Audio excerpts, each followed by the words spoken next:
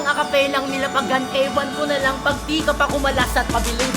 Tsaka mo lang maiisip na walang kwenta yung partido ng kulay. Itim man o puti, kapag pulang dugo mo yung umagos at di mo narasang magwagi. Dahil Ariel, walang malinis-linis sa akin pag ako nagbigay ng matcha. O sige, diyan ka lang sa top. Pero kapag ikay nahulog, ako mismo sasalo. Para lang ipabatid sa inyo na itong manok ng Hermosa sinambut ko. Makakapala, ang ngalan niyang dala, ang kabal ng muka, pinangalan niya pa. Sanya ba? For 3 months, nalilito, resto bar, tarantado. Solid puncher ako, tsakikis na sa gloves. Lagay ko mukha mo sa lola, higa ka sa box. Hindi ka sa akin gugulang kahit dumaan tayo sa ulutan. Kapag nasa pakita ngayon para sa akin yung job well done.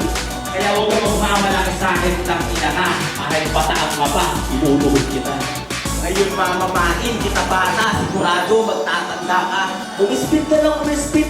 Sabi mo sa akin yung dapat sasabihin ko sa kanya.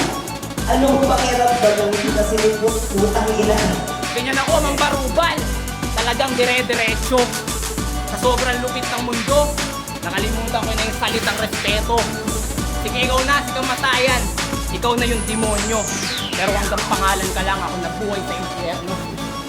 Ngayon tapos ko lang sapunin itong champion nyo. Naupod ng tanga. Ngayon, balik na tayo sa bataan para yung pulas maisunod ko na. Time!